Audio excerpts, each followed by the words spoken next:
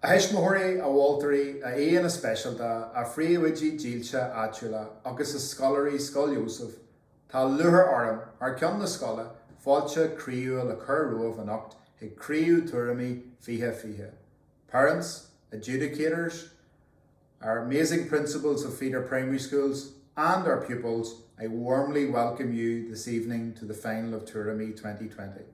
Ní bhéime sin an rudder bí a dhéanamh an ocht, gan takeíocht ó cairde iníal, agus gan dautar bí is cairde muid.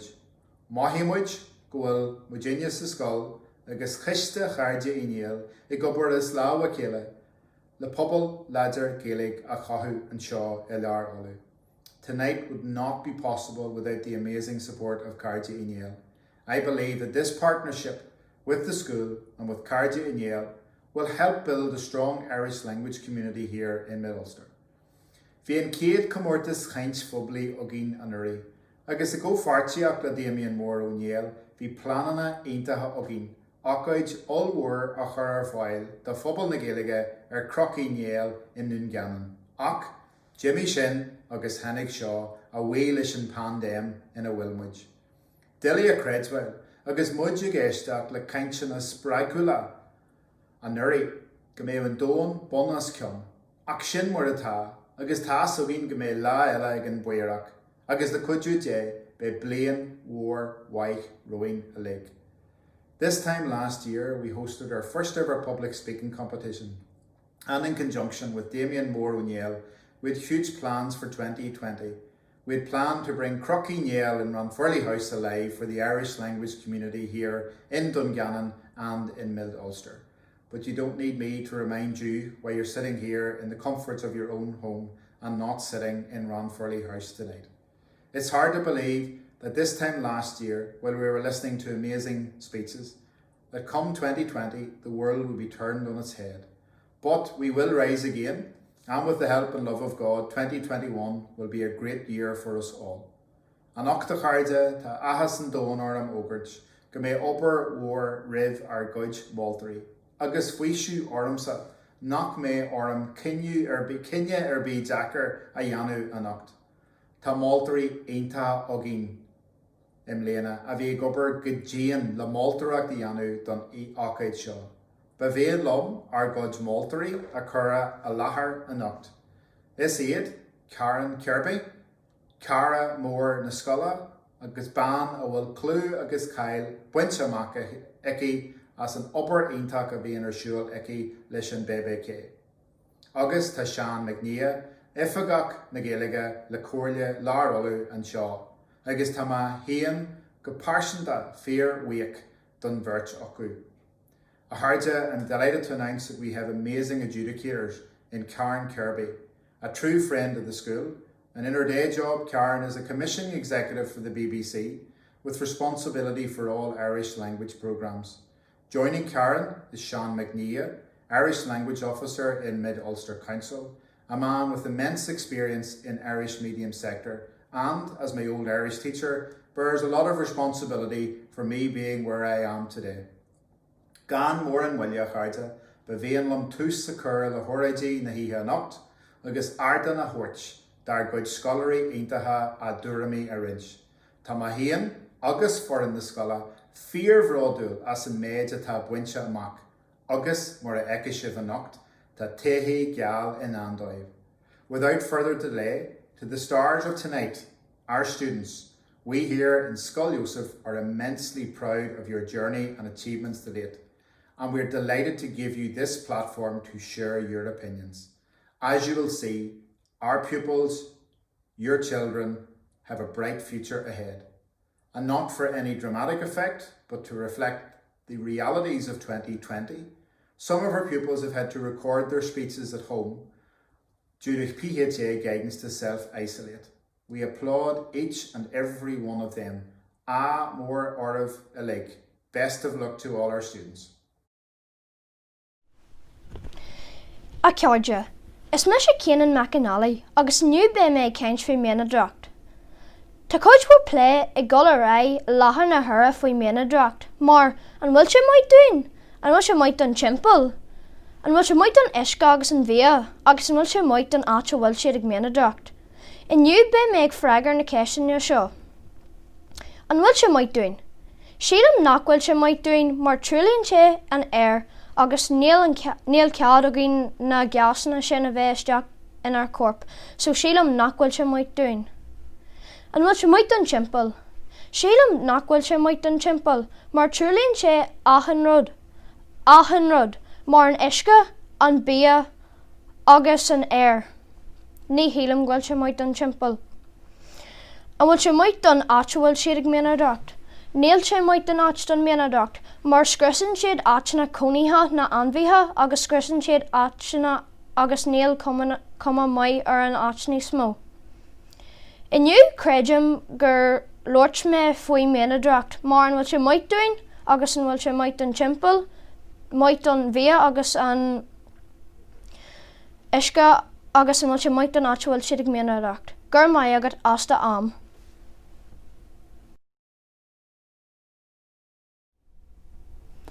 A bhfuiltear a lucht éisteachta, baim loirt libh aniu faoin an timpeallacht. Inniu, nuair téann tú bhála, arcamach an inniuг, ar an féir agus an crán, mar tá siad ag foiil buas. Tá na céta daoine ag ceithú broscar amach, ag smíonú ní deanú buidseil a bhain do Herbie, ní deanú box a McDonald's a bhain do Herbie. Ach níl sé box a bhain, mar tá aithin duine ar an planaid ag smíonú an rud chéanna. A bhfuil a fuas agad, go garan daoine 1 billiún crán gach bliain. Anis, níl atrbí don na anmhaithe le dul. Could you an anmhaith farlaat? Elephant, tiger, monkey? Bheith an codjas mó acu feicthe gan díjan. Anis, bhailm loirt libh faoin teamh dónda agus na áthair cap. Tá na áthair cap ag léamh agus níl atrbí don na bear buan le dul. Anis, nuair tamaidir an topic le bear buan, tá siad ag íthe gealf, mar tá na éasca foioi buas, margheall ar tralú. Mas what éilad codú leis an dóin agus an timpeallacht. Ceannach mála nach bhfuil deanta as plastic, agus bíag achar sa níos mó. Gur mé agad le éistúm go dtí an deireadh. In na ocail ó Greta Thunberg, ceithí gach rud a dathrú, agus ceithí sé dathrú aniu. Gur mé agad.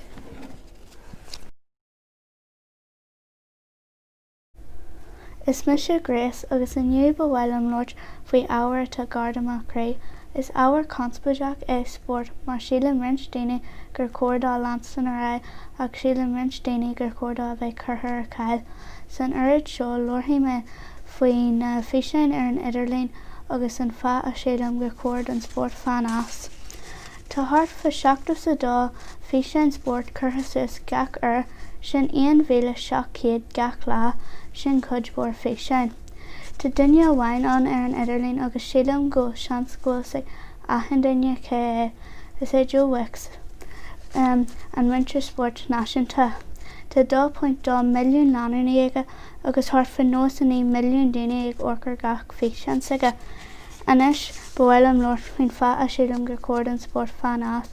Feadh bhain na tá sé ionteach daindireach agus béhairt bé ag leanú aithin rud. Sílim rint daoine muna bhfuil sé an ní bé siad ábhailte fan aclaí ach ní intíam. Tá cudbór dóin a thug choláat just orcar na físeáin spórt agus in sin cópail na rudaí atá siad ag deanna nó fiú higla golar siúlóid. Inniu fa deireadh hall luair mé faoi na físeáin spórt ar an idirlín agus an feadh a sílim gur cuard an spórt fan as. Is tásúil agam gur bhain tú soltas an oiread seo slán.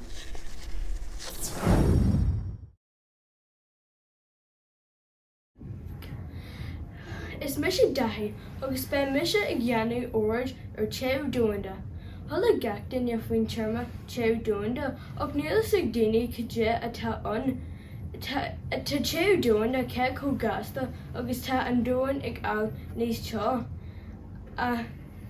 Tá chuidhfuir rudaí I dhéanú tean dúinna níos massa agus ag le na gcupaní óir.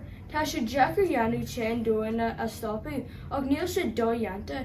Is an bailach is fearr le feibh a réiteach na rudaí a churann leis an feibh a ail.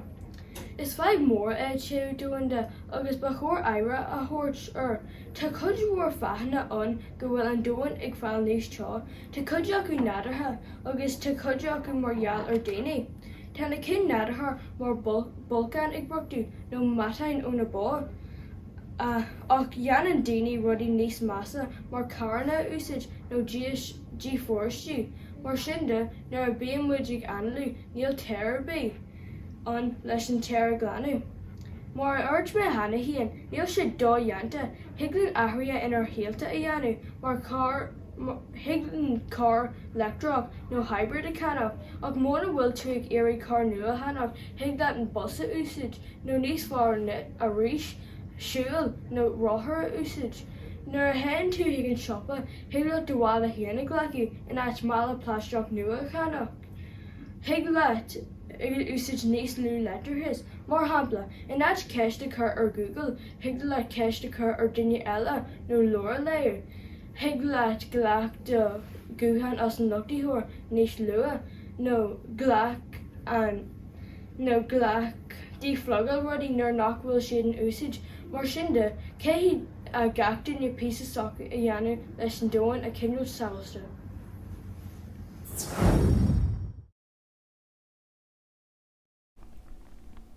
Díríomh a thard géal.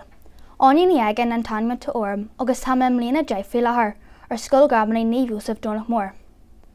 Mar sóldíomh is príomhtápach an bhírs cróin sa látáinion. Ceannas gúil sé carlaí fud fad na crunne. Margheallar sin tá sé rún agam an bhír sa phléile viniu. Ar an cígal tíos, creid ngúil fí a fíhir ar an bblianas astrí a mo héal riú. Ar dús beire, thosaí bhírs gabhalach ag leanna thart ar an sin. Ribh bhád bhí an bhírs a móna gach tír ar fud an dóin. Bhainna fan dem ara amach, agus le len trí seachtaine bhí casanna dhearfa in nead cearn den tír, agus bun leithreach bhí na casanna ag ardú gach lá. Cabéirbí, bhí golóir mí buntaisí buinte leis ar nós a méid daoine a fuair bás margheall ar an fan dem seo. Tá breis is 1,000 duine marmh I dúsceart na hÉireann go dtí seo. In ann sin, tá lína tíine atá ag fáil bás áirithe I ngach áit den dóm mhór seo. Margheall scoile ó maithe híon níor hat sin cían obair sa bhála lum, mar tá sé bhád níos fusa fóla mar scoil os cuar an muidseoir. A seo rá tá me sásta bheith arás ar scoil arís. Áfach, ar an lá eile is omlaí buntaiste a bhí gceis leis an díon glasáil, agus dach manar dúin gur síon le bhadaí bháin againn. Le stair có áda sin. Cé mé admhail gur an táirín fósta gur an aimsir có hálainn sa bhí sé a sugar gur muid gafa sa bhála ar fear treibse fada golóir. Leis an iarne rá má ba bhaintá sé mór go bhfuir mé an deis níos mó ama a ceithúla macláán. Cé gur an dú duite le an amna. Faoi nám seo tá me sin tuirseach I gceisteach le daoine I gcearn agus I grá gur é seo an normalteach nua go hairí má amaí. Is le gur bhaintáiste é seo gur hána muid le le chéile mar phobal níos ladra le codí agus takeíocht de thuairt do na dhaoine hartúin a bheith strathal san am scanil seo. Mar dúir an seanachil ní neart go chur le chéile. Ag dúir an le tá muid le ar scá chéile agus tucaí muid slánas.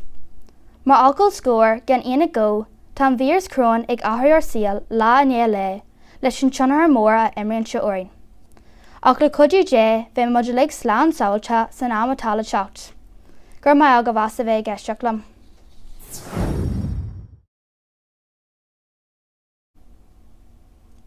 A bháltóir a cóscoileoirí is a Loch Districta. Is me sé éomh agus aniu be me glúirt fa ceol. Tá codhfuir ceolann sa látainion agus tá gach saithe san. Nuair tá duine ag sinneam uiris ceol go dtí mar wathaíonn tú. An maithaíonn tú suimhneach, sásta, tuirseach, brúnach. Tá ceolann an tú a chur stát hon go maithaíonn tú ar bailach athraithe. Nuair bhí me éisteach le uiris de ceol suimhneach bíam sa imachála mar ní máile me. Ach, nar bhí meag eisteach le ceol an sca maithí am sásta mar chuinte má óige a gibhnú orm. Is bag é an ceolú chun éile an dóin, agus dulaiste go grún a difriil. Ba ag gcuid ó drezo an duine a rinn an ótaí an ceol, manach agus bás in ide dó. War sé ó ní géad nó a héan go dtí aon bhíle trá trí ach rinn Pythagoras an ceol. Is alíní an ceol agus seo chuid na saithas in a difriile. Gold rock, hip hop, ceol jazz, ceol gorm, ceol den Arklan, ceol tíra, ceol Mitchell Trum, ceol folk, ceol clásicach, Latinach, rock punka agus cud eile. Dearan daoine go bhfuil síl níos lú ag ceoltóirí a gcompair de daoine eile, gur maithigh is a bheith geisteacht.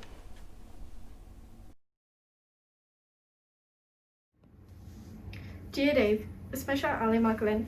Tá mé gab bléad deagdéis. Iniu be me glúis le faoi sé dúnda trilú agus an dói young daoine, cé tuair damiste den timpplacht agus donna an bhí ar an dóid seo. Well, han tuis a chuir le seo, leir me faoi trilú dús, tá trilú chuir bheith gacat, tá sé gin trá ar na sráid ar an cosan, tá sé san aige fásta, agus tá bhhad níos mó áitna an óil trilú acu. Is ruir uafsacha, is féile me, John sé cé tuair damiste. Dark me nerlin, agus fer me macul 2.52 trillion PC de trillion muscle ves in arga. Mil sin away, mil se. Dark me nerlin fun damashe young trillion den a hand vi ha fosta, agus vi se ufsak. Fer me macul en nis bona 1 million in mar wash gag blin, Marial en gag kem shell. Ig snail shade na hand vi a wine a tag fel wash Marial er shell. Ta pector lena, de hen ern cha agus tan trango mas carta wanyan. Tasha go hulk. Cain daoine máscar an talainn nar tá sé cuicní eile. Le a hall nar nachhfuil do másc an uisint, béis agad níos mó, gar an seanga san másc agus cura san mach sa brosca, Sidóis na ceoid sé hart muineal don bhí eile, tá sé an cuntardeach dóid. Inis, bhfuil am luirt le faoi sé dúnta, tá na cric ar ag le mar eile seo. Mar sin de ní féidir leis nó buirháin a bhí eile san isce, tá an dúin ag feil níos seo agus níos seo. Tarlíonn sé dúnta nar tá carbon dioxide agus gasna iirt cappa seasa scilí séir. In sin siad solas na gríine agus radaíach na gríine atá tar eis probí ó dromclán dóin. Ó mhála, na rudaí atá tarlíonn eiste san timpplacht tá sé cin na ghearchem is mása a Harlí ré, agus tá lucht ar géine. Tá buile neid a dhéana ar seo, is cum le cisin apology faoi seo, an taon nuid atá sé burtha faoi go móma se na Brexit.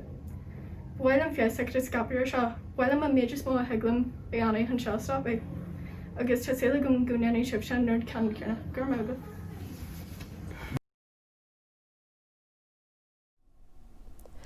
A haithirlí, a bháiltóirí, a thóthainteoirí ó sa lucht eisteachta a lig, is me sé Daniel agus tá mé ar rang in é.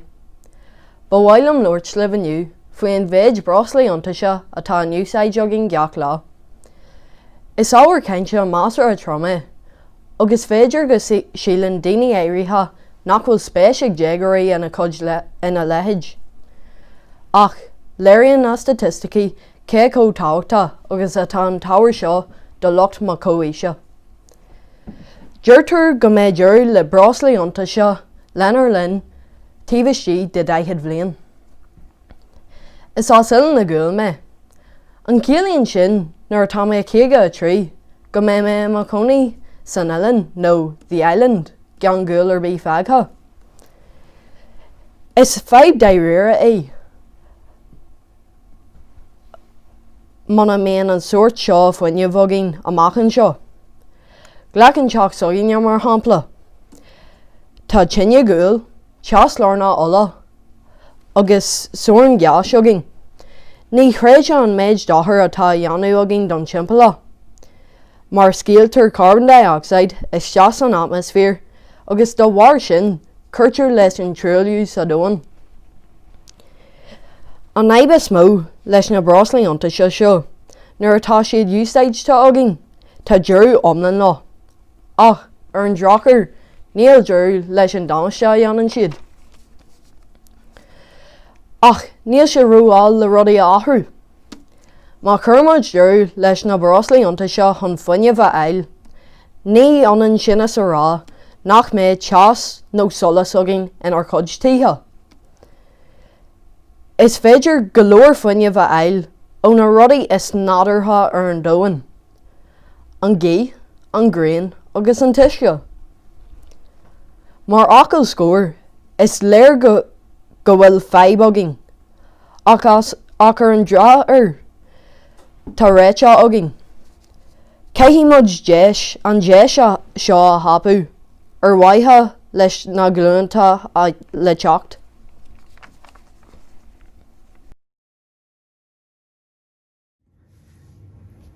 Tuairimí Craobh is leis a cháin na gile cód, agus inniu be méid ceint faoi an fábhal obairhla uafsa. I dús beire, caithfí mé seo rá, deanamid obairhla cuairbheith an leabhar fadar scoil, agus an sin teamid abhla agus deanamid níos mó ibre, láidirnach. Cé tú intí lom níl argóint faoi, is é Roberto Neves a fear capé sa bliana 1995 agus ní raibh intas orm nuair a firma amach píno sa bhíon de Jack Umpra. An áit heagla rudí níos difriúla le dhéanamh, mar shampla, ceol, pa gile, gogreacht, aling a cleachtú. Tá obairhla ag stoppaí daoine níos óige a dul amach san domhain, ach níos tábhachtaí tá tú scar ó de treailach agus ó de chairde. Ní heagla rudí níos sportla le dhéanamh, mar shampla, sucr le de chairde agus a gimmart fel. Sa deireadh, nuair nach bhfuil an obairhla deanta agat, be imní ort a rála sin mintir agus leotú droch nuachta. Tá is an ggó sé táhachtach agus caithfí mé a dhéanamh, ach siad an gcomhfuil rudí níos tábhachtaí ná ag siar cethir agus scré rudí síos in náman an nach degan tú. Gur mai agat aspar go deama.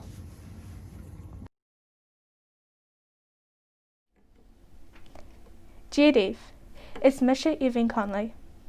Is imní rud a tá cliste agus leite agam sa man cumarsáide faoi an-dúils na man sóisialta.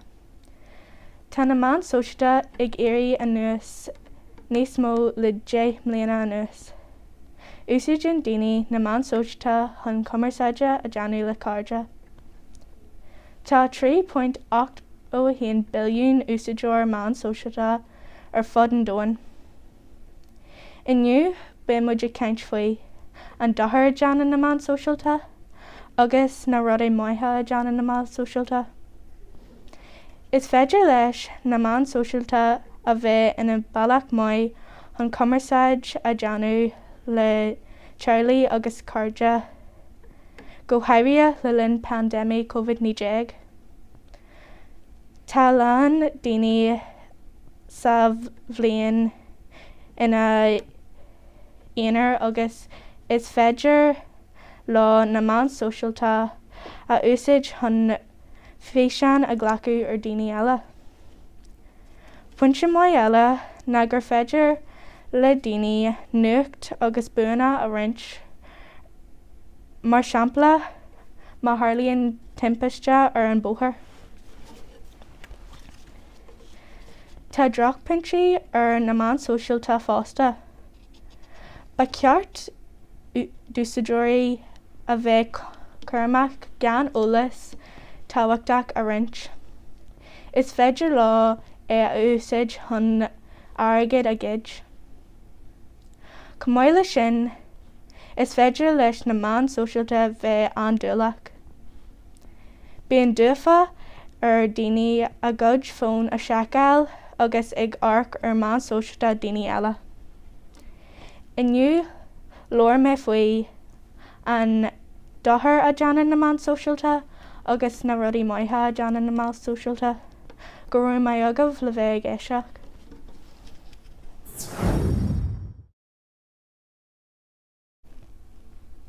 A bhfuiltear a lucht éisteachta agus a cóscoileadh. Inniu buidm láit le faoi Éireann Aontaithe agus an céal atá leis. Tá an trid do Éireann Aontaithe ag dul ar le tamil fada inis, ach an lá antá nniuan tá an trid ag glansan ar le Sinn Féin. Agus is páirtí polúil é Sinn Féin a bhfuil aithne maith agin air. Thosaigh sé ar an 8 lás fé de bhí na saona, 1995, agus bhí sé ar ceann de na chéad páirtí ceatrachach a bhí inarn. agus ó níé is a chuig bhí sin féin ag trid ar son ceartaí cóhhainethe agus ar an aontaithe. Le na tribloidí i dúsgurt na hairann, thosaí an IRA agus sin féin le bheith fitte fáte lena chéile margheall ar an dóchas céarna bheith acu. Agus nuair atá sin féin ag caint faoi ar an aontaithe, dearann cuid daoine ní féidirlinn sin í anú tá sí rá chostasach ach níl sin fér. Dearann daoine gur cosnaíonn an tuaisceart thart 8.3 billiún punt le cinniún gach bliain. Agus tá 2.9 billiún punt de sin caite ar chosaint an réachtaí aontaithe agus ar bhuaigh bank. Agus tá 1.1 billiún punt eile ar sin caite ar stock capital. Agus deirtar go cruthíonn an tuaisceart thart 15.6 billiún punt gach bliain. Mar sin de má dhéanamid an mata agus ghlacamid 15.6 billiún punt ar shiúil ó 8.3 punt. Agan sin le bhéic 2.7 billiún punt linn. Agus deirtar go cruithníonn an deisceart thart 2 euro níos móna sin gach bliain. Smuoinú fós ar na deisna tuairisachta agus tradla a bheith ar fáil. Agus leis an tóla seo ribh ar cóir, nach sílann sibh le tamil le seo an tam líanú mar phobal. Gur maith thug go bás a bheith géisteachtam.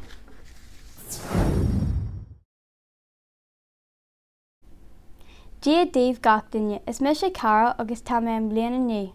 Mas muoine muid siar ag an am seo an uirú ní hoci le duinear bí a Harlú an bbliana bhí an don dúin a fiha.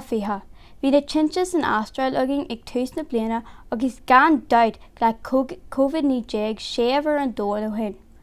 Agus é an rud is mó a thuain aim ormsa an bliana na an glúisteach BLM. Thosaí sé lig ar an cúgu lás fé de bhé na Baltaine le Bois George Floyd. Far Africanach Americanach a bhí an marú le linn gomhirle. Chur duine den na péas a glúin ar muinneú Floyd agus éana léar an talú ar chraid in Minneapolis. Bhí Floyd ag insint dá nachrú sé abalta analú agus bhí daoine bálaithe hartarthú ag imprí ar an oifig gan saor ach níor éisteach lá. Inne ach bumaite fur Floyd Bois ó asphyxia cé nach bhfuair réú thuirseáil an aonaise ar chromar ar bé. Bhí cíneithis a gcónaí ar an dóin, tharla sé thar na céta mar gur bhí bhag daoine ó áit go háit. Bhí cuma difriúla orthu agus bíonn eagla ar daoine ribh rudaí nach dtuigeann siad. nó nach naithníonn siad. Ní raibh ceartar béag na daoine gorma blianta ó hin go háirithe America agus is minic a bhí siad ina scláithe de daoine sibhre. Is America ceann na tíortha is forbartha ar an dóin agus churann sé samhnas orm go bhfuil an fhadhb seo an go fórlaithan an sin sa lá atá nniuan. Caithfear dul an nach leis an fhadhb seo agus is é mo thuair an farsanta go ndeantaí Joe Biden agus a rialtas nua a dhéhall dúirí a chur leis an cíneachas America agus go méid tionthar ar an obair soccer ar fud na cruinne. Tá an cuma ar an scéal go mé an bhliain fiche a thaon níos fearr agus vaccín inis agin do COVID-19. Ba bhaidh an bheith dóthasach go mé an bhliain seo thugin níos fearr maidir leis an cíneachas fásta, ach ní thiocfaí seo ach go iompar daoine an dóigh is maoininn siad agus an tionscint atá orthu ar a chéile. Gur mbeidh agah as a bheith isteach liom. A bhfuilteoir a lucht deisteachta a cóscoirí. Inniu be mé caint faoi mo scoil. Tá mé ag freastal ar scoil Gramlí Naomh Iósaef agus an focail héin siam ggóil sé go hinnta, nuair nach bhfuil na mútréig tuairt má cáinna ó bhála. Tá cuid mhór áhagam agus sílam go bhfuil an corpidges an eicnáíach bhála nuair ná bhmuid ag feidh bás má caiith me scríomh níos mó nótaí de maithís agus an ICT na hábhar is fálam. Tá coppla ábhar nach tiitimlam as ar an deachlúir deach ar.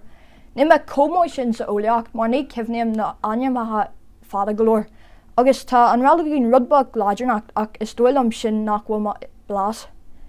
Sílam tá na múteirí an maithe scoil mar tá sé ag cóir agus bíonn siad i beiceáil nuair gadóibh. Fi Jerry ba mailm cant faoin na buntáistí agus na mí buntáistí atá buinte le mar scoil. Tá lán rudí muothe faoi mar scoil agus mar sin de caithí mé picí na rudí is fár. Tá an bí a hábar agus fáin tú an orid sin níos lú oberhála i compráid le scoilna eile. Maidir leis na deach rudí, Tá coppla rud mar an tá bélan intach mí agrithe agus ní higann go dtíon leithris. Má féon pás de go dtíon leithris a Ursula. Sin eile a dúirt me agus tá me dúthasach go feici me sibh go luath.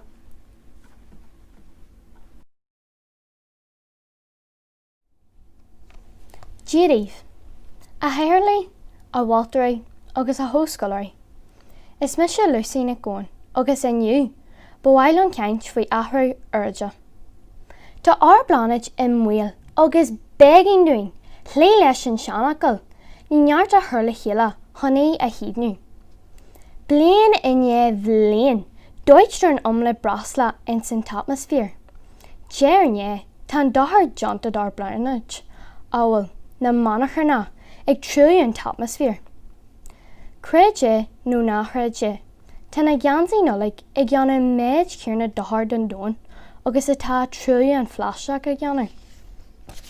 Gan dart, tá an aibig dul an olcas agus ní codíonn sé, nar tá daoine cosa le Donald Trump ag gceanna neamhart ar how dúnta.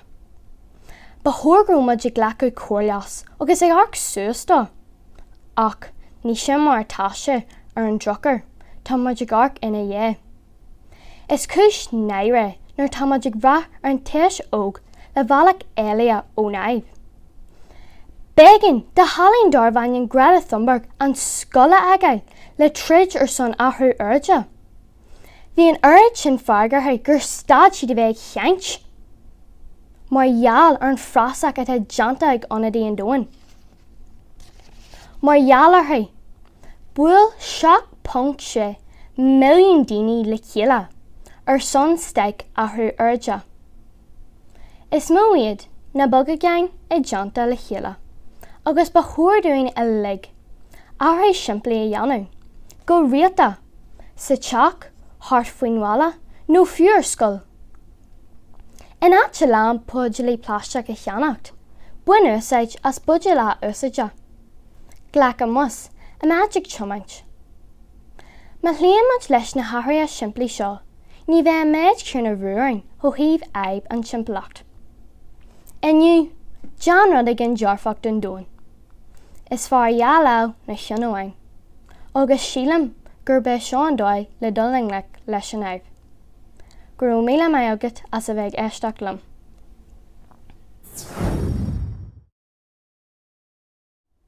A cheatharlaí, a Walterí, a Cho Country agus a luch eisica a lig. Is me sé Cormac Hamlin, agus tá mé a rang in é. Inniu, be méid glúirtlibh faoin Cumann Lucas Gael a rí COVID.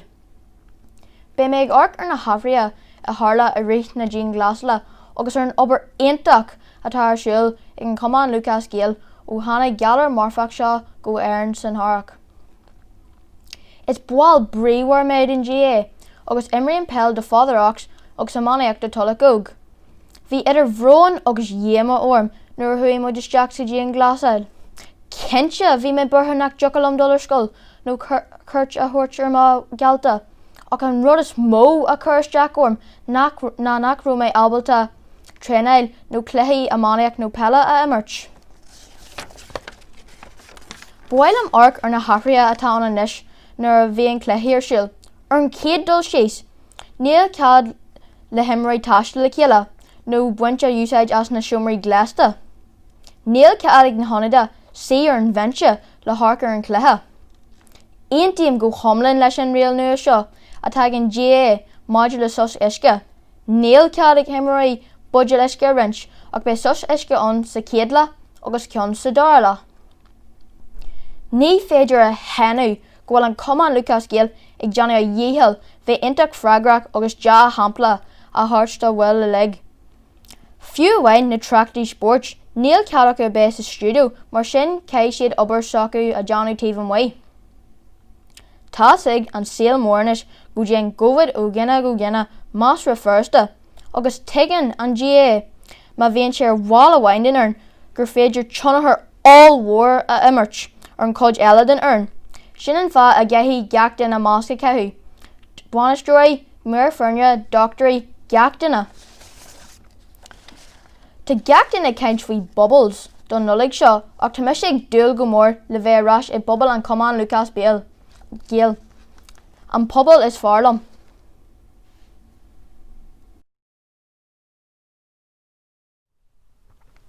A bhfuilteoirí agus lucht éisteachta, inniu be mé ceintear ábhar atá ionach táhachtach agus go mór meán phobal sa lá taniuon, is seo an táhacht a bhaineann le síolta daoine gurama agus cineachas. Is feibh hiúirí íon cineachas atá ag toilú leis na céta bliana nuas, agus an scláíocht príú hampla den cineachas go háirithe America. Síaltar gur thosaíú an sláíocht I 1690 nuair a ghlac príú idir dar bhainneam the White Line fiche scláí ón Affric higan tír. I rihan seachtaí steig, dúsáid na lonithirí orpatha muintir na Hafraca mar scláíthe margheall go raibh siad níos saoire agus gur oibrithe maithe iad. D'oibríonn na scláíthe seo le tabac agus rís I nuaisceart na tíre. Rinn na daoine mar ceannach drach rudaí ag na scláíthe cosúil le heignú agus thug siad gradú dóibh. Níor chuirú stop leis an scláíocht go dtí an bhliain 1863 nuair saoirú na scláíthe, ach níor bheith seo deireadh le cineachas. Sampla den cineachas go luas a fiú haois na crux sa leabhar of Mice and Men. A scríb John Steinbeck. Sa leabhar is duine gurma crux, caithfidh sé a bheith ina chónaí is stabla agus níl ceadaige a bheith ina chónaí leis na forella. Ar ihan nollaig bhí na forella ag bualadh agus ag ceiceáil don sport. Chomh maith le seo chuirtear drach ainm natha agus ní óla míon muid fíor ainm suige margheall nach bhfuil sé táhachtach go leor. Ina cheantar sin is crux an character is uigní sa leor margheall ar a chinne. Thosaí an gluaiseacht cearta civilte America margheall ar an strachailt a bhí daoine gurma ag deanú agus margheall ar an leichéal cineach a bheith ag tarlú. An céad actress a gluaiseacht ná an bachatail ar na bosanna I Montgomery in 1955. Dír duna geall ar Rosa Parks a siahain a thuairt Dhiúltaí si agus cur a brisúnaí. Chomh maith le seo is an actor is stairiúil a tharla sa gluaiseacht cearta civilte an mór shiúil ar Washington I 1963. Thug Martin Luther King Jr. a óid ceiliúil tá aisling agam agus drastal idir 200,000 agus 300,000 duine ar. Bhí sé mar ceatalíocht don act cearta civilte in 1964 ach bhí cineachas beá fós. I mbliana mariú duine gurm dar bhainneam George Floyd I mí Baltaine in Minnesota. Tháirn seo raic margheall ar gur mhairis garda atá ina fearr geal Curú scairt ar na Gardaí ar Floyd margheall gur híal siopadúir gur thug sé airgid bregadó. Tháinig na Gardaí agus thuaigh gardar dar bhainneam Derek Chauvin ar an glúine Harmonial George ar fiú 8 mamata. Thosaí agóidí America agus ar fud an dóin margheall ar seo agus margheall gur scialú siar Chauvin fiúnar a bhhairigh sé duine. Caithfidh muid dew a chur leis an cineachas agus an brúdeileacht America inis margheall go bhfuil na daoine gurma comhtáhachtach is a bhfuil na daoine geala.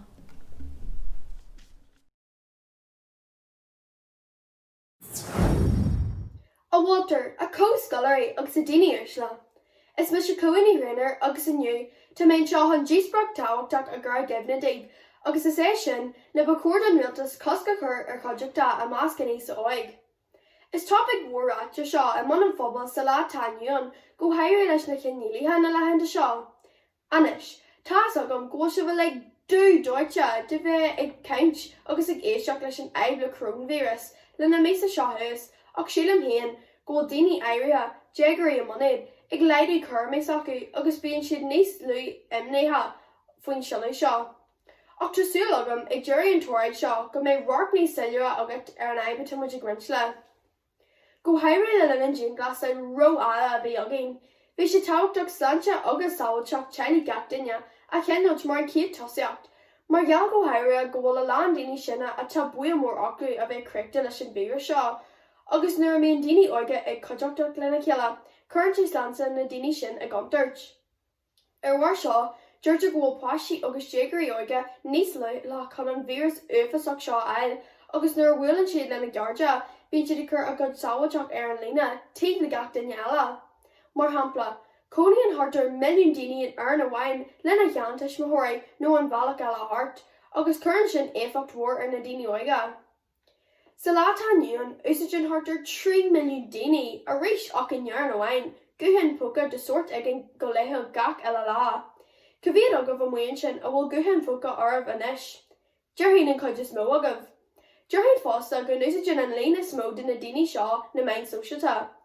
Cuideann seo leis an agóir mar inis tá daoine óige ábalta teachtarach a chur ag a gcuid garde agus seoidtí teachtarach arás leithreach mar ní dhéanann de go raibh rud ar bé ach go bheith ag sí ar na guhann don lá ar fad na leithenta seo. Ach mar tá cearta seo go rud ar bé mar cearta sagam. Beit ag fanachtar fiú coppla lá bhríomh fiú ecann siad an teachtarach agus caiim mé rá tá sé géirí tar seach tá méid go thomlan dú doite leis chun an éan rá.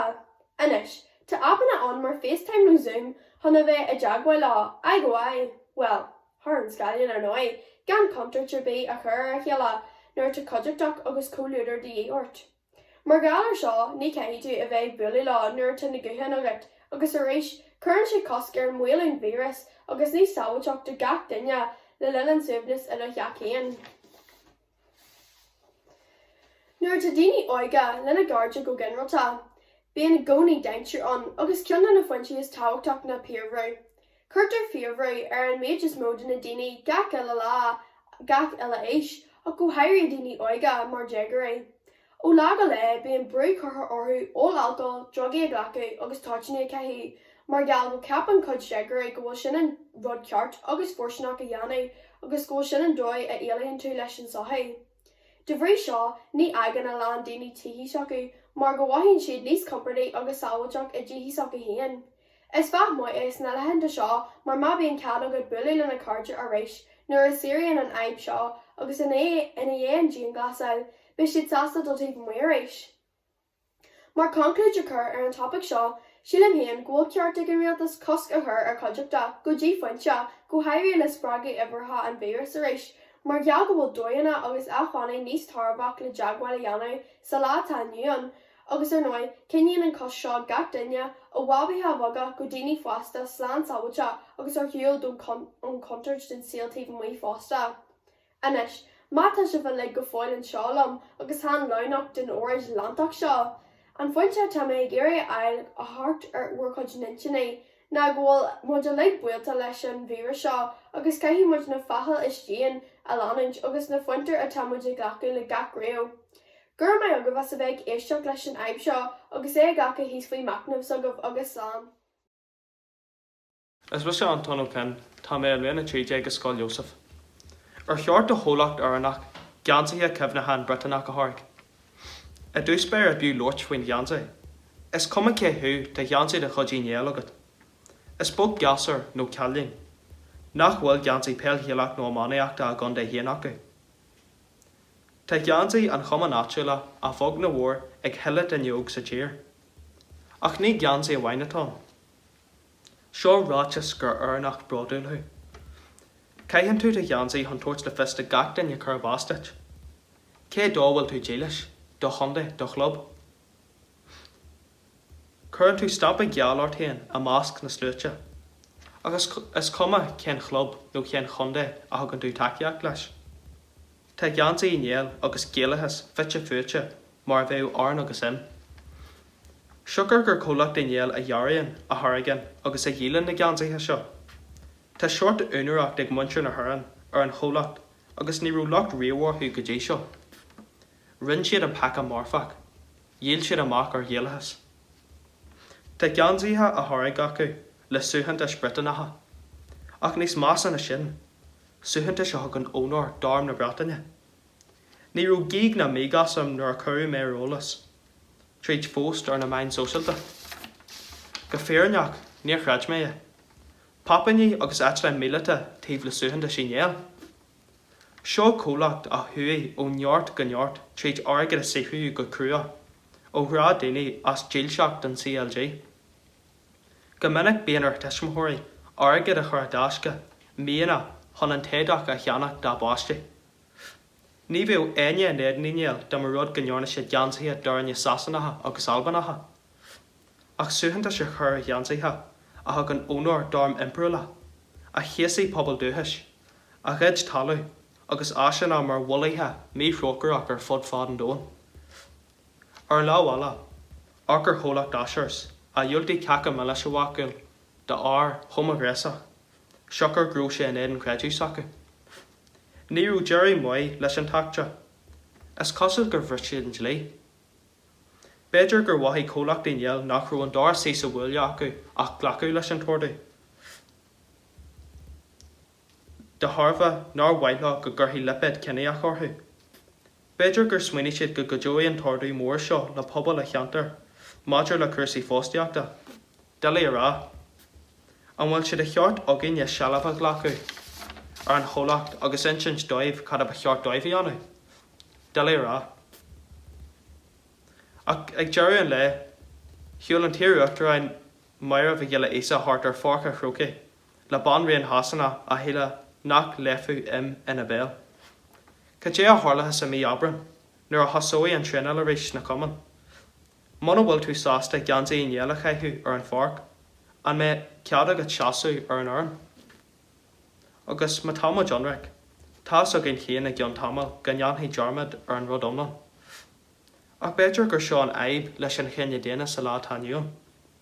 Janamid Jarmad ar an rudaí táhachtatha, agus bogamid ar ré, agus bíon an bua ag an Jerry, ag na hemperúlatha, ag na capitalithe, ag lucht an ágad, agus ag na polatóirí. I máhhail híon, ba chóirúin a bheith breáún mar géal, agus gan leisceil a ghil le duine ar buí faoin ar naireacht, gur am go bhas bheith geisteach le. A bhainseoir a cóglacha agus a luchta seachta. Inniu tá siad a rún agam phlé a dheanú ar an teú dónda. Is é tappa go bhfuil go mór mé an phobal, agus inis tá méid dul solas a ceithúar. Ar an chéad dul síos, tá agam go Craobh Spáine atá an, agus go bhfuil go leor daoine an nach creideann sa déad dónda. Bhain na daoine seo gur breag atá an. Seafaid omlin. Ach gur dús, cadé a bhfuil an teú dónda. Is é an aim atá ar méadú de réir chéile ar teacht an atmosfér an dóin. Tá sé fér, agus tá féin se timpeall hartúin. Mar gheallar an teacht ag ardú, tá an tír san ortach ag lé. Curann sé seo le level na farga ag láthnú. Éfacht eile a bhaineann leis an téadúnda. Is é fás líon na dobaistí nádatha a tharla le blianta boga nuas. Scriosfar go leor grathóga do go leor spéisiís agsúla. Bheith allergaí asma agus geallar ag breisiú amach níos cushionnta freisin. Cadé mar a hen seo a bhaim órainn. Nuair a léan an tír san Arctic, tá sé ag scriosú grathóg na hampí a cónaíonn an. Cílíonn sé seo go mbeidh siad ag arcta áit nua le sealg do bhia. Agus be go leor idir gréibeacht le na daoine ach sna háitna sin. Sna tubaistí nádatha, ag gcuirteafar nó fiú máirtear cuid mhór daoine agus anmhaithe, agus bheith an damáiste aontaich cóstasach. Be a lán daoine ag fáil sin go mhaith. Tá an feidh ag dul in olcas agus ceithfar dul an ghlaic leis, ach cén dóigh. Tosaíonn an réiteach seo le rudaí boga. In áit ag tiomid gacáit siúil nó ghlach de rothair. Is féidir fiúr turas car ya míle ya font carbon dioxide a scéile mai sa atmosfér. Má caithí tú dul sa cear, tuair siad dul a chairde cumáid. Á leisce as na scona. Tá sé bhád níos fearr na bheith gúsáid buideal pláisteach ag a ghlachan blianta le breisiú síos. Bé ag acrach saoil, mar leidaíonn sé an méid broscar a bhfuil san ága. Bé ag sábhail isce. Nuair tá an scona oscailte gan fá dridé. Sábhail foiineamh gach áite bhfuil tú ábalta. Cur as an talaféis nuair nach bhfuil tú ag arcar, agus buin gach plugadí amach nach bhfuil an úsáid. Caithí mé adhhail, bí an amana nach dheanam haon na rudaí seo, ach tá siad a dheolgus agaí na chuidú, mar acail scór, bailíonn brobart. A lucht éisteachta. Inniu báil am lortlah faoin tiomid. Get a bug fuim híon. When mé mascrúdú tiomana amach a mé í dhéirí fór, redhan díon glasú. Bhí an táhar am gur bhain mé amach ag an am sin, mar eall gur dreid an áit don scrúdú tiomana seachtain in é. caihí mé adhail go raibh mé ar bhéis. Bhí me céad scrúdú an animus a bheith I mí abran, ach marall ar an céad Jane glasú, bhí sé chur ceall. Bhí Gemma an dónar me gan am sin, mar go raibh mé réad an scrúdú. Cheannaigh mé cear mí bharta agus bhí mé réad an scrúdú, ach marall ar sin bhí ar fannach just sé bhí ar scrúdú eile ail, ach caihí mé arall gur bhain mé me scrúdú teomná amach an céad ar. Ach an fear scrúdú a bhí agam ag an am na teomant frídeal na gúil. Ná thosaí mé ar an trachtan na gúil. Tá cúig alagain I lár na gúil. Le daoine nach bhfuil réalacha an bóthar rólas acu. Ní arcann siad ar rieis ag na halagain, ní stoppan siad fiú.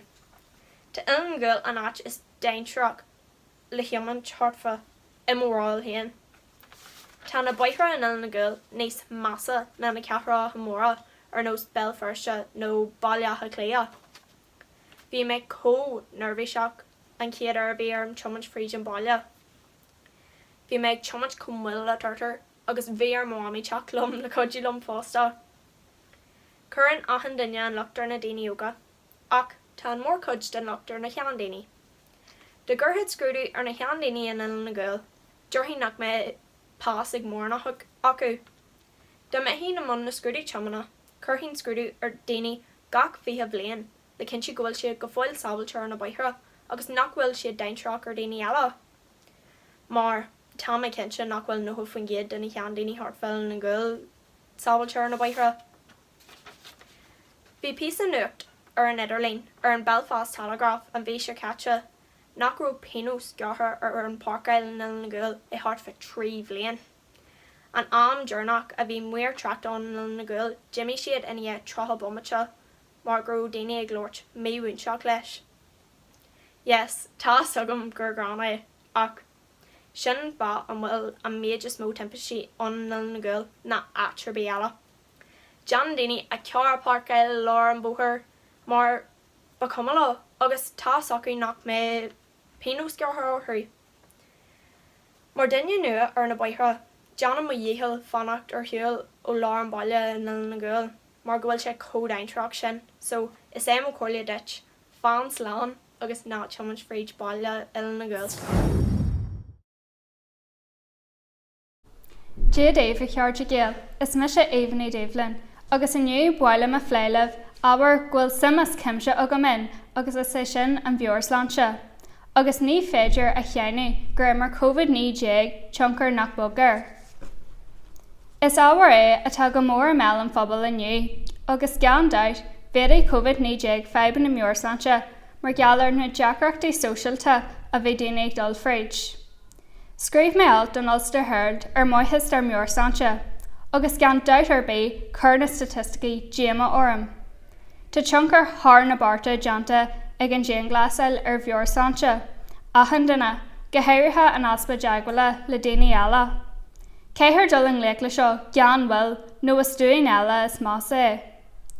Is teir an technoliacht ar chun fios a chur ar an bheorsláinte, agus le cinenne le deaghail le daoine, agus im mhharil sílan ghfuil sé tábhata ghfuil daoine úlach ar na haisna tar fáil.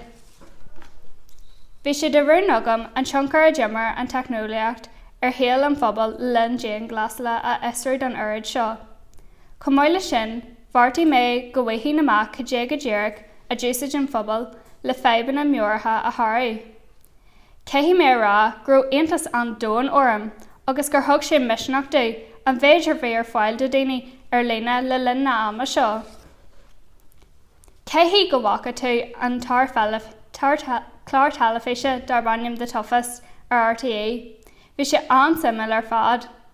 Thaspann sé dúin gur bhéidir COVID-19 ag na daoine mar geallar na deacreachtaí sóisialta a duling daoine. Is éim bhí sóisialta muid, agus chur an aspa deaghaile isteach ar an bheorsláinte go mór. Chur an clár bémar an cuman le clás géal ag teach le chéile a réith an Jane glasla, ag tuairt éire do chéine lo chéileach. Bhí scéal amháin a thuí a bheim go mór orm. Bhí far ceilhaintein Tom Byrne agus ba far mhór cuman le clás géala. Chur amhac post ar Twitter ag chur céiste imar mór le rá Mayo, David Brady, an ggurtha sé sceartear a athair, agus bhí a bheith scé a bhatha uair na cluichí geala go mór. Thir David Brady sceartear agus bhí cóir nádartha acu. Ceapa grúaith na acu ar chéile le blianta anuas. Bhí Tom Byrne ar a hahain salt. Wathaigh sé ceangailte leis an sathí arís. Rud nár wathaigh sé le fada an lá.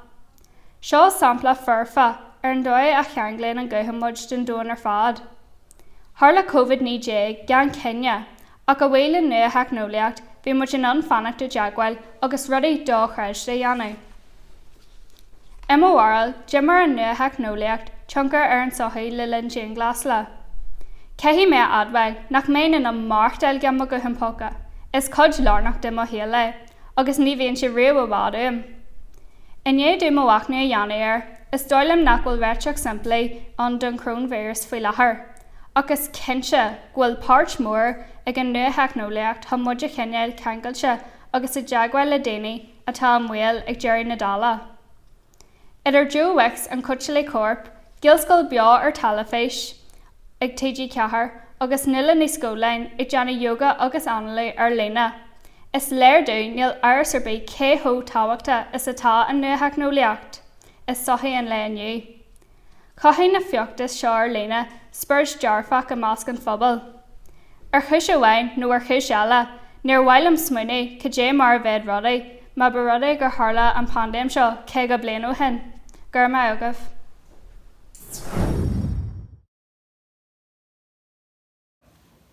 Technoliacht. Rud is far an dún, nó rud is massa. Dús beire, an sin an tosa go bhfuil technoliacht mai doing. Cédul síos tá codhór bontáisiún ach ar nád eile tá codhór mí bontáisiún fásta. Agus seán a rudaí a fein muidir amach. Sa lá tainiún tá codhór gurladí technoliachtún, tá ceann go gach gréid an saoil. Tá technoliachtún le codilinn agus saola dhéanamh níos éasca. Ní féidir lena seanú go bhfuil technoliacht aontaach ús isteach. Úsáid muid technoliacht de ahanrod, má tá tú chuirtú farcií nó ag glanú an turlar le fálas glanúir. Agus de réir coslachta, saolóonn na gurladí sin an túfas amadúing. Codún technoliachtain an commerceáide dhéanú le daoine méilseirthiúil nó na daoine méilseméidirthiúil. Com máile sin, heag le farcií a fáil an amar bé, tá ahanrod ar an idirlín. Ní féidir ina seanú go ghlaicmuid compráide technoliachtain ar bhí muid ag quarantine. Nuair nach raibh muid deabhalta cearde agus teaghlach a feiceáil a bhí le feiceáil go gin gach lá. Bhí muid an gléicorthú ar an gcúthain agus gan airis codú ar spáis na technoliacht leis an tam a ceithú an codjas mó leitheanta. Ach, ar an drachúir, tá dathar an le technoliacht fásta. For réir, tá daoine an agus úsáideann sé technoliacht an virus a chur riomhre nó le hacáil do gcúthain an ólas persanta ag gidú. Agus ar an darnadal síos, tá stopaí an agus bradaí aitheantas ar an asíoanna man socialta ar nós Instagram, Snapchat, Facebook agus codhór eile. Tá bullaíocht an fásta. Deantar codhór bullaíocht ar aoine óga achan lá agus tá sé irí níos éasca don na daoine bullaíochtaí anú ar daoine eile ar an idirlín. Is léir an dá go bhfuil an bullaíocht seo ag churbhrú ar fócas na daoine seo agus ag cruúthnú sé imní. Ar nói, tá ag maidú na straide go bhfuil futh orm ar spámáil. Chuir sé isteach go mór orm, ach buntá sé tá an na cólachtaí, mar tá sé ag fein na fógraachtaí an seolta amach. Sin ráte, is é móthorm go bhfuil technoliacht més náisiúil agus churann sé le hespa ach ar an céarna, tá sé úsáideach le arca rudaí táhachtach agus mas céimiid do na quarantine arís le technoliacht an rud amháin na cinniú muid le céalainn. Is féidir leis na man socialta go léir i factaí díalta imirt ar bheorslanse, déagróirí agus daoine óga. Tá saolatha forfa ag rarcanna na man socialta mar Instagram nach bhfuil éon lucht amháin orthú a 10 milliún likes a fáil do graingraft amháin a déite i factaí uafasa a bheith aige ar féin más na déagróirí. Is léir an dal gur bé an taon cis go bhfuil déagróirí bortha faoin cén dóigh eacan siad agus cabéid is go likes a fáin siad na tuis go bhfuil daoine ceiliúil ag cruthú an éha gur cóir dú brachnú mar sin agus go caithfí siad a bheith ag fáil an méid is mó likes. Bhhaile Instagram a like a winch den app mar tas acu ce go toction agus féidir lá bheith do jeagóirí agus daoine yoga. An sílan tú go bhfuil technoliaach dús a Jack? An sílan tú go bhfuil na man social tar ro tocshanach do jeagóirí? An sílan tú go cóir do Instagram an cripple like a winch? Well, mar dúirt me chéanna. Sílan go féidir leis an technoliaach de bheith an ús a Jack ach is é an náise an cod tocshanach den na man social tar. Gur mai agad as géisteacht.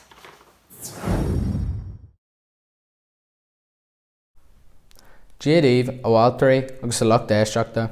Is me sé óhan ó céanain agus nniu bhailim láirslih faoin alcohol. Tá neart buntáistí agus míhhaintáistí a bhain leis an alcohol. Úsáid do alcohol i neart rudaí practicala cos leis an óliacht. Úsáid do alcohol an staidir bé dhéanamh.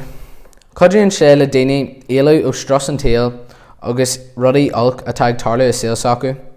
Úsáid do alcohol sa iarmáil sláinte han rudaí ag cinúint glán, cos le ag cinúint rudaí sterile mar hampla stethoscope úsáid do ahan mumaite den lá san ospidéal. Altar alcohol ag ácaidí spéisialta han rudaí ag na cealairí nó han sprí bheith agad. Íslíonn sé seans agad stracha nó diabetes a eil a ceithí geacrad a bheith alta i dosí ceart. Ceithí cud daoine alcohol a áil han loirt amach mar gheallar aspa féinmhainneal. Cos le hahan rud sa síl is rud aonach é a ceithí muid bheith curmach agus áil ahan rud i measaracht. Beidir nach maithíonn sé mar móran ach tar éis an chéad bhlas den alcohol an ihe sin ceilann cudhhaid daoine a gud céile. Bíonn siad ag ríthabhart cos le ciallainn gan ceann. Ach ar an drachar tá na méilte bhaintáiste freisin nar all an daoine in amana féin siad foréigneach rud ag an nachfuil ceart ar duine ar bé. Cumáile seo féin daoine i dribláid leis an péis mar gheallar seo. Féin daoine gafa leis go firsta agus tar éis sin churann siad na méilte pont amú agus síl sacu agus a dealaí i mhaol. Ar bhhair sin tá neart feibhna léas a tagan leis an alcohol fásta. Deann siad damáiste allmhór de é agus is é sampla furfar de sin na George Best. Scris sé chud fást agus síl mar gheallar an méid alcohol a dá sé ag siúne a síl a rá chun an talcáil aáil. Nuair fuair sin an opráid agus an darna seans chun é go dé rinse. Bhí sé ag áil a rééis go leithreach. Is féidir leat nimhneas alcohol a eil más rud é nach bhfuil tú curmach. Is stáidte ar na malamh dúirt na sainolaí gur bhfuair duine éigean as aithin ceathair san ospidéal alcohol nimhneas. Agus níl ráta sin ach ag méadú a rithama. Tá sé le feiceáil aithanát ní bhhaint na tithí taimhneatha ach na parcanna agus an rud is masa faoi an rud a leig ná bhfuil an cod is mó acu faoi is. Dúirtar ins na céigi ceathair faoin céad duna timpiste bóthir an bliain seo ceate gur ó siad faoi teannach chu an alcohol nó ar meisce. Agus is fáinne fí an talcáil go giste sa táú ag créicnú ag gáil tá tú arás ar an alcohol a rééis. Mar acail scur éislagaí mó cóirlia mar dearan an sean acail nuair atá alcohol is tí tá an céile muí. Gur míle mai agah. Díomh a bhhailtarí a thart géal agus a lucht éisteachta. Is me sin méhnaí again agus is éhíonn an bhéin seo iniu a bhfuil láthair an tappacha tá gear le macraí a phlé. Peall géalach na man. Ar an céadal síos, tá dúas cimse agam a béal géalach agus leis an aonar a rá féin caiilte geanna. Creidún gur maiid an rud is spór a imirt a seagar go dogann sé seansteid éalú ó chuirmí an taal. Le an chos sin, feagann sé smuintí díhfuiletha ag an taobh. Foirr, is omí luachtainna a bhain na síl an sport, ceanna scoil breithin is deantar ar féil na man. Tá mé dúirtear an sport agus níl seo muigeúir ar lom. De réir cosúlaachta, caithfí mé a admhail go bhhain na fear i bhád níos mú níthe an rá. I dtí spéire, Is there go Jen níos mó daine hí cluí na far. Bíon an luchtaíocht a sásta táisiil ó chean ceann na tíir na cluí seo, ach mas rud ag go peann na mantá gceis, ní héin ach gialta agus cáirtean na mar sin. Gian airs, is there na caifid luchtaíocht na mhór cluíthe a bhaint an dúin. Tá í gachmach maithar go mbíonn takeíocht orlachan an ag gcónaí donna fir. Ní mór dún seo áthair leithreach sul níorann sé in aibh sirí. Ar lá craobh na hern donna fir bíon parcan cookie chur thar mhail. Bíon siad dúr le daine. Ar an lámh eile bíon sceabte níos luúan i craobh na hern donna man. Is féidir a rá go dagan méadú ar léin na naine a hen go bargan cookie gach bliain de takeíocht a thuirt na mrá atá ag imirt. Go bhistú, is é an cospóir tag na mrá na slú mór bheith acu le go mé cluichí beá batha gan. Cean íon airis is rud ionach é seo ach go réis níl sé chur thar mhail mar tá craobh na hern donna fir. A tháirde éislam, tá níos mó gceist leis an féil na siamsaíocht. Sa lá tániuúin tá sé le faoin airgid. Bhíonn sé ancosasach ar fad. Caithfidh neart daoine bognach na céad de bont dultha na cluichí seo. Bhag costas níos éisle a chur na tuigeid. Deirfinn go mbeidh mull mór daoine ar bhain na Wicca. Creide nó nácreide ach tá rialathe difriúil na béal na man, ar nós má aon tú cheart a buí a béal na man, feann tú simbin ar fréir deag momate. Ach gur an lámh eile má aon far ceart a buí, ní dheann an réitir foic. Is stoil an bhfuil síl na bhádaí bháin ag na fir ó híomh na palada. Mar bhfuil is scór, táid an term bhfuil breathan is tagcha ar péal na man faoi láthair, agus caithfir dul an nec leis leithreach lom. Ní lí a duine na term, ach ní féidir henú gur chóir go méid deisna níos fearr bunaithe don an rá ó híomh na palada. Gur céad mai agah as a bheith eisteach lom aniu, bíar nula deas agah agus cinní sáilte.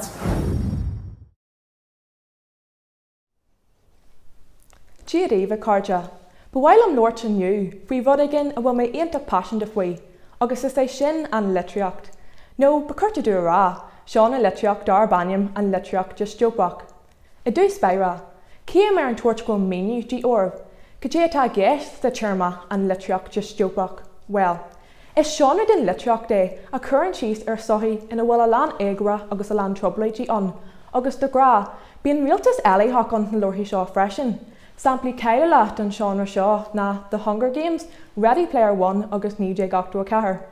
Táitníonn siad go mórlam, agus mar thum féin, tá siad ar ceann duna lorthaí is fearr ach lorthaí mé faoi sin níos mula. Inis, pís a coolra den faoin litreacht just jobbach. Creidú na nácreidé, is smuoinú measra nua é an seanra seo. Rib míle ní céad níú omar mar seanra sa litreacht, agus ní héantas ar bí é, gur thosaí sé ag 2,000 ní céad. Am an ró cóil litreachta an, agus daoine timpeall an dóin faoi bagart cogaí, agus yoga féoach cogaí dónda le tarlú gan mór an bhuila. Dúirtar gur bheith an lór waí, scuofa nídé bhés a héan an céad lór just jobbach, agus bhí anseanthar ag sin ar ceann na lorthaí just jobbach is céile le mar bhí. Nídé gachú a cethir agus Brave New World. Inis, cad iad na teirmí is mó atá na lorthaí seo?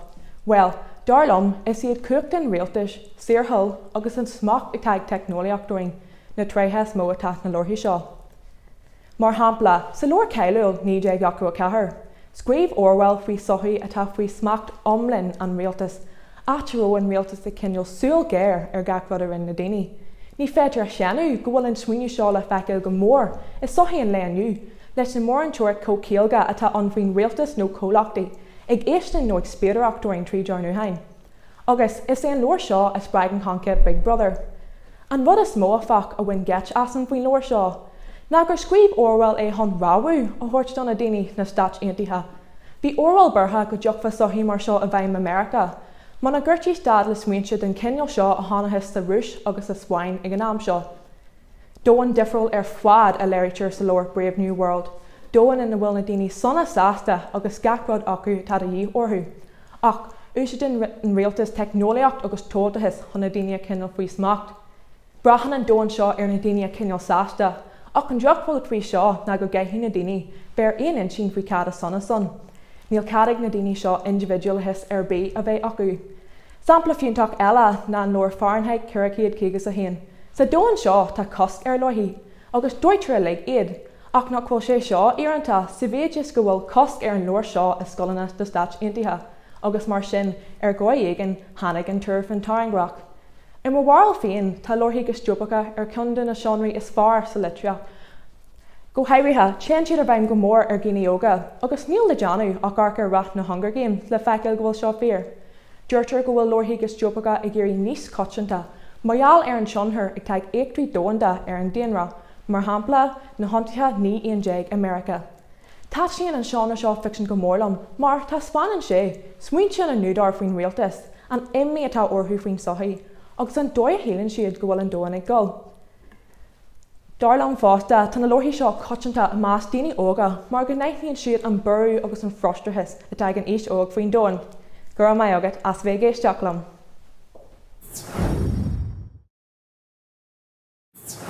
A Walterí a dhéanaí uisle agus a cóscoir, is mis chéal na cappa agus is sé an táhair eile mo chuid cainte aniu, bunaithe ar an seastrán Dom Craobh agus an sráid imachtaí a chuirthaíonn an seanas sa bhliain 1997 i Bord Dúnan. Ar an céad dul síos, cad is rud an seastrán Dom Craobh. Is díosbóid fríomhaithe riala faréid blindúil i Port Dúnan. Tanéis móna seachtú faoin gcéad don pobl Port Dúnan ó chuúlar a Protestúnach. Le leir na statisticí seo, bhí na taobh caitreach i Port Dúnan in áit neartinte go díhain. Gach bliain, mar seann go leor bháil den fearbuí bridge cantar caitreach. Ó taobh na fearbuí is é seo an bhealach tradiisiúnta. Sceap teannas fréid an pobl. Cosúil le tinne gréagach, I más cúnamhairí an pobl caitreach. Bunú stáisiún radio le ólas a chur orthu agus nuacht a rint fásta. Comáile sin stáisiún radio be alarm Ar úsáid. Nar sé gceist ag na fearbuí Troy Tríd an bóthar gearmhach san uirnda Dorcas. Bhí cúnamhairí a líontaí ar na sráidena ag chur cosc ar na fearbuí mar seán síos an bóthar gearmhach. Éthe amháin bhí beirt fearr ar meisce ag síol síos an bóthar. Ar timpiste, chuir sin an alarm ag dul. Wascail sé an bobal a lig. Bhí sé tuirseach agus fargach. Go fáil, sa lá tá nuan tána beirt fearr go fáil a gcéach an bhrais. Cobbla seachtain in the seo hitchbógar uafasach ar clúsa an bobal. Ó an stáisiún radio. Nachar can ag na caitreaí freastal ar an tafran seachtainúil. An sin an tosa go bhfuil ceart a déana an bobal seo línta. Béar éisanach éman staach, cursaí a thógáil i láma héan, agus gréimú go geasta. Cur staach an tafran na siúil ar na sráidena, bhí saidirí bratan ag gearra gach taobh an sráid. I lár tafran, heid saidirí bratanach ar glún agus ghlac sé páirteach san service. Níor ceart go mbeidh aiteanna craifeach as imi in amana mar seo. Ach bhí cad ag na fearbuí freastal ar chud service i héan. An máidín dar dionn, thar rud uafasach. Bhí planna ann ag gan Protestúnach tuair saigeir teabhar. In anad, mar siad seomanaí taxú neartantach Michael Mulhudrick. Go fáil, níor cheangail pólanlaí an darú seo go dtí an seasamh Dom Craobh. Ó an saibhir sin, scear bhaile Port Dúnan ina lá. Tá sé gala gach Port Dúnan blianta le eile go dtí an Stát Bunú. Gur mar agat le bheith geisteach am aniu agus slán. A haithirlí a Walterí a ghéine úsla is mis a fi McNeil agus bheith méid glóirslih aniu faoin na buntáistí agus na méhaintáistí a bhaineann leis an nua heicnúlaíocht. Is omí fá a bhfuil sim as cimse agam san áhar seo, ar an chéad dul síos céim mé rá go bhfuil sé silliar dú go bhfuil díosbrach mór gceist leis an áhar seo. Bhí mé géirí teacht ar marráil haon ar an cheist am bhfuil an nua heicnúlaíocht buntáisteach. Ar bhhair sin chuir mé sim san áhar seo a siocr go bhfuil muidir le sáte san nua teicnúlaíocht san átá aniuan. An nuas ar sin, tá tionathar mhór ag an nua heicnúlaíocht ar chéalta géine gach lá. Más am héin go bhfuil an nua heicnúlaíocht ríthabhachtach do géine sa dóin aniu. Is bug an lá de dagan nach muna ma dúsáid as an nua heicnúlaíocht, de tharbh sin, híad mé héan grú sé forstanach, buúna agus luchtainna an áhar seo flé. Ar an drachar, bhí sé an deachar ólas eil in Néalaga, sin ráte cealtam héan grú an sú meán eile .ie go hénta gúsadeach. Ceannas gurú na háilte le tríomhán na Géalaga. Le mé alt den héad Scoil in Néalaigh faoin dóirú rang yoga albalta lánint ré fiú tríd an fandam. Seo sampla bhain de cheann na háitena ina ró an nua heicnúlaíocht daí. Gean an teicnúlaíocht seo ní bheadh na rangna seo albalta bhí beo. Tá seo an táhachtach go héire san am láthair nuair tá deacrachtaí mór sláinte ar gach duine. Lena chos sin bhí an irislóir epic ionta codúil go mbeidh. A struchar gurú an tolas a le in Néalaga agus é thuas an data.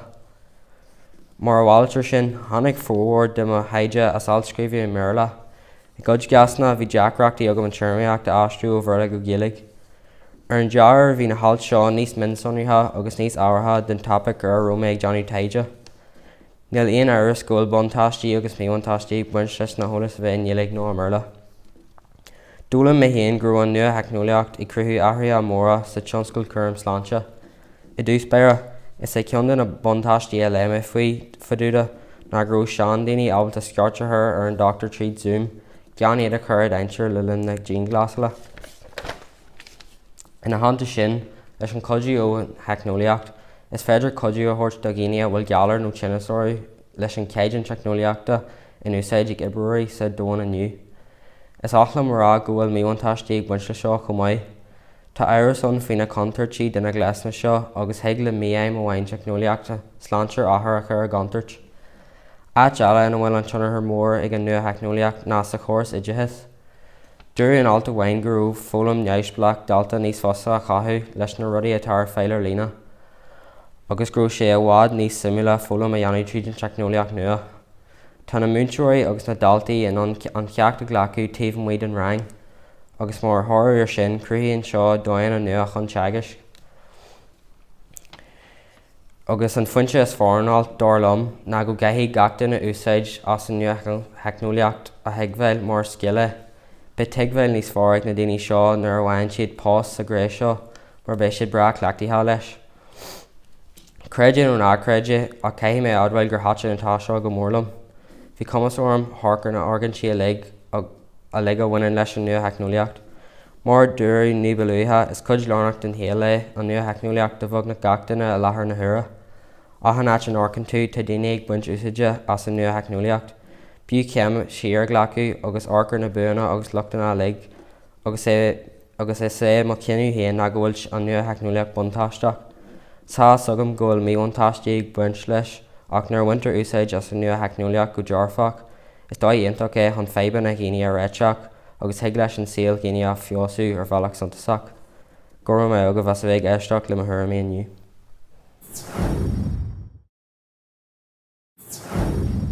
Díadí bhiltarí, inniu bhhailm ta an ar áhar aon na conspóideach. Is seo mí páisian na tágam sa síl seo ach céim ar á go bhfuil grain mór a bhain agam. Is é sin an cinneas. Ach, cead is cinneas an? Cead dairlíonn sé? Cé ardéonn sé bhain? Agus cé bhíon freagra gas? Tá an táhacht leis na ceisna seo le. Is é an cinneas nuair dheantar idir dhealaí i gcine duine mar dhealar a gá a áitneacht a náisiúntaach nó hinne. Agus céim fá míon daoine ina gcine há? Go déobhann ní fuirtear mar sin muid. Ní féidir a chéanú go bhfurbíonn ar Germany agus ar greidirh de bhfuir mar asama Janice agus go mbíonn tionathair ag cáirde, ag bá Charlie, ag cuairsanna agus ag an féide agamid agus a leimiid na mainrain. In na cheanta lei sin, tá an chuid is mó duna creidirh cineathes bunaithe ar an tuiscinna. Is seo mí sampla de cineathes is áhanna inniu. Céim rá ná gaidir go cáthram le háiteanna.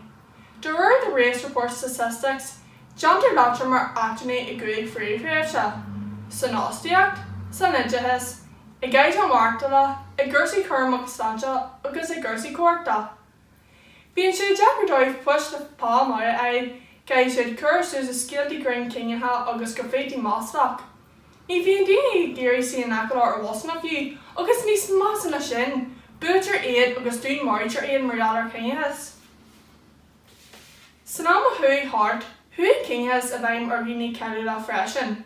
In a másc, bhí an táil Naomi Campbell na háistrí Idris Elba agus Jamila Jamil, an tórnaí John Legend, an Timor Ladoige, Serena Williams agus ar uachtra na Stáit Aontaithe Barack Obama agus a bhain céile Michelle Obama. Dúir Michelle Obama, dúirt fásaí conta Virginia Hare gur abba is sala bhí an si. Tá sé dó chréise go ngeantha daoine a leid seo. Ar fud na Sara, bhí daoine an na chruidinéan in chéinethes. Bhí a leid Rose Parkson mar hampla, áfraí fear canach agus cuirí ceart a sibhialta a bhí an si. Sa bblion 1955, dúiltí si a Saohan a thuirt suas ar an was agus go í margheallar. Ba cuirí fríchanna dhealt Nelson Mandela fósa a chuid ar sonna níní a bhí fí muhaintáise ag an córas dealt cíneach. Chaid sé seach mianna is fé a brising margheallar chreidir. Bhí sé ina uachtarán ó 1994 go 1999 agus ba é an chiad thiún Saturday riú é. Bhain sé úsáid as sport leis na tíre a bhí rinse go cinne chóirsa céile. Ghlac Nelson Mandela an dúr síhanna úsla an anar don na daoine siúda dibraí ar son na síhanna agus a gine chéinethes. A Washington sa bhíon 1963, dúirt Martin Luther King Jr., I have a dream that one day my 4 little children will live in a nation where they will not be judged by the colour of their skin but by the content of their character. Ar an deachar ní áiríonn scéal go fáil. Is gáil ar aon céinethes atá ag leathnú ar fud an dóin. Tá sé le feil inga at agus caiimiid a le ardbart a dhéanaí sa tríd in éan. Tá nearchar bíonna chu joinlan leis an táis seo, mar hampla Einor, Irish Network Against Racism. Caiimiid cid na dhéanaí nach bhfuil aon chinne níos fearr na níos lú na aon chinne eile agus nach muineann an maithas leis an chinne bháin amháin. Ná Johnny Jarmid gur cóhanan muid a le.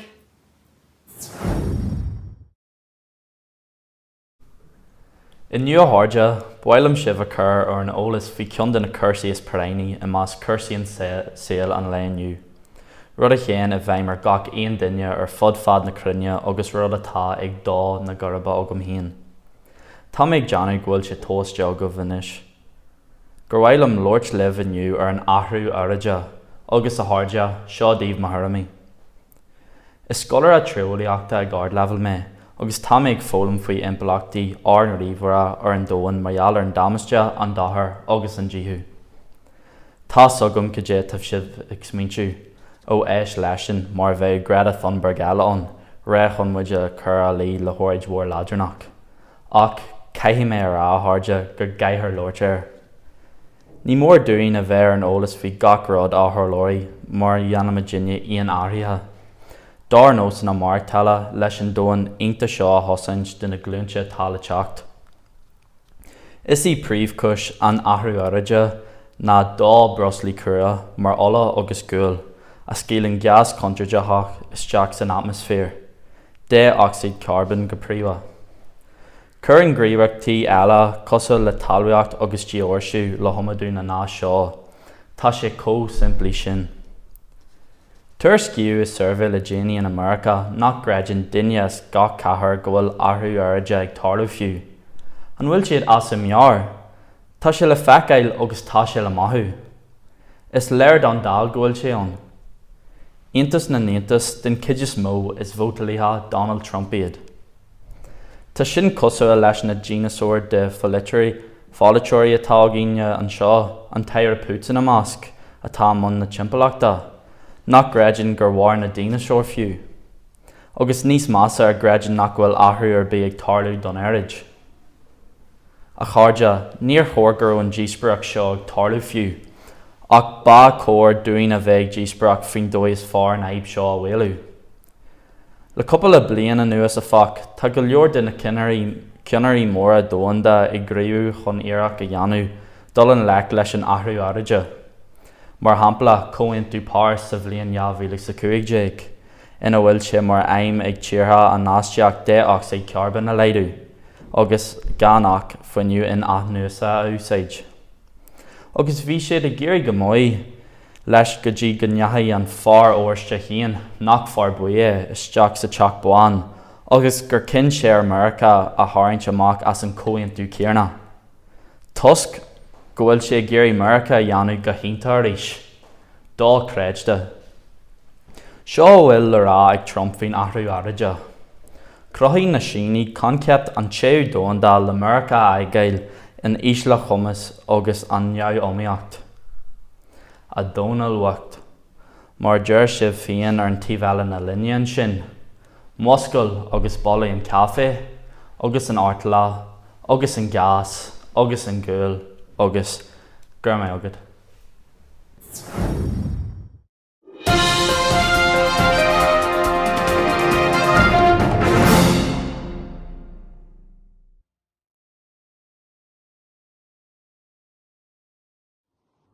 Well chairde, tásúil sugan go bhfuil sibh a lig go maith, well bhí siad a privilege agam héin agus ag Sean McNee a bheith deanú maltareachta ar na ranógaí éagsúla sa chomórtas Tuairimí fiche. Thank you all so much for all the work and preparation that you put into your presentations for the competition this year. We enjoyed it very much. You gave us a very hard job. Thank you for that too. Bhí téimi éagsúla on ar fad. We really enjoyed and learned a lot ourselves from the subjects that you chose. And important to say, I suppose, what makes a winner from someone who didn't quite make it this year? We thought in some instances that people's tuairimí or the tuairimíocht, i.e. your opinion on the theme or the subject that you chose, was stronger in some presentations than in others. It helps if we hear Dar Liom, Imahurum, Imawarrel and the likes, so that it becomes yours. You have ownership of the opinions that you're sharing with us. You've done loads of research. We could hear that, and that was fantastic. And as I say, we learned a lot. But sometimes it just takes a wee bit more just for you to impress upon us that you own this opinion for yourself as well. So, gur míle maigh rinsibh écht agus ar noia ar muochas leis na muinterí a chudíliamh fásta. So, tá na torthaí agamsa don Scoil Iósaef agus níor bhaisliom mar sin tá siad le bliain a hacht.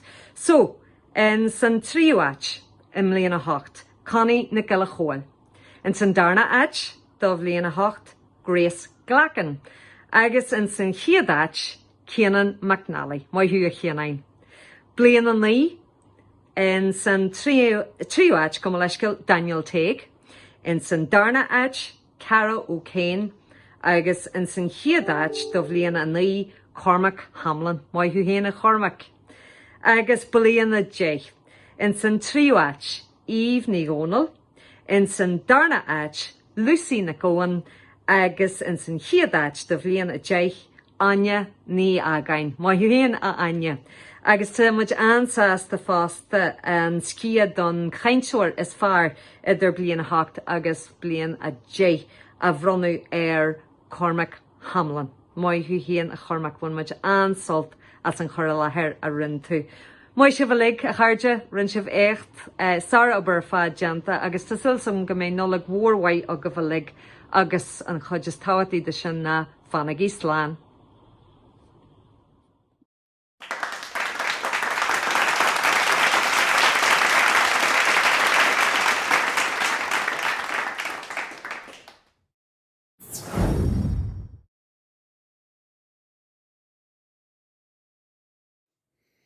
Dia Dave, is Mr. Sean McNee. It's more an pleasure to a bit of Malta to come to show, Tuairimí, the Scoil Iósaef. It's a pleasure to be involved in this adjudication of the competition Tuairimí for the Irish pupils of St. Joseph's. Chuir sé antas orm go dtí comáithe a bhí na Scoláire League agus an tar caid an Gaeilge léirí siad. The people's standard really surprised me. Reading siad topic a bhí casta agus dúchlanach agus námní grammar. They chose complex, challenging and sometimes amusing topics. Ní raibh siad gan I Tuairimí pásanta agus simile a chuiread. They weren't short of a few personal opinions either. Tá ard bhallú tilteach go lig as an dúchracht a chuir siad is deán agus as an iirecht intach a rinn siad lig. They should all be highly commended for their efforts. agus tá ard bhil tiltte duna múntrí fásta nó is léir go bhfuil siad díogra agus a general upper war leo. This applies to their teachers also, as it's clear that they are enthusiastic and doing a great job. Ar a dráthúir cai buirte bhí an fásta, na daine a bhuaigh an tríú an darna agus an chéadáid, bhí siad tharbheith leidir, deis bhealach agus chuir siad a gcuid tuairimí a lethar go sillar agus go lífa. Unfortunately, there has to be winners. Those who came third, second and first place were exceptionally strong and articulate. Sin ráite bhí na daine eile ionta maiid fásta, agus in dhearg na dála, nuair an mór sa differ idir an mark is airde agus an mark is ísle. That said, there wasn't much difference between the highest and the low marks, really. Agus inis na tarthaí. Now the results. Seán Lannis na buirtirí imléana Héinjeag Dáieg, years 11-12. Sa tríoháid, third place, Níomh ní worry, Maithú Níomh. Sa darnaháid, second place, Éva ní Givlin, Maithú Fásta Éva. Agus sa chéadáid, in first place, Finn MacNeil, Chógáirdeas Latsa a in. Inis blinti tríjeag caharjeag, years 13-14. Sa tríoháid, Alana ní Gónal, Maithú Alana. Sa darnaháid, second place, James Farran, Maithú Fásta a James. Agus sa chéadáid, first place, Ciara ní Ghaire, Chógáirdeas Latsa a Ciara. Agus inis den duine is fearr in mliontaí Héinjeag Caharjeag for the best overall in this senior group, but while an gradam sin a bhranú air, Ciara ní Ghaire, Chógáirdeas a Lat a ríist a Ciara, bheith an tusa an Jarabhain fios a chuig pont, Chógáirdeas Lat. Agus inis, sin é, gur maiid go bhlig, bí an nollag mhaid go bhlig, slán go fáil.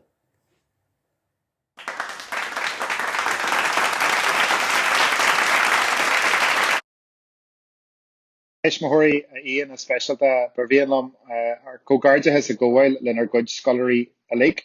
Neowain the butchery ag ahan eladenya a vi partak the nismo na kid octo a kuig scholar a partak ontus.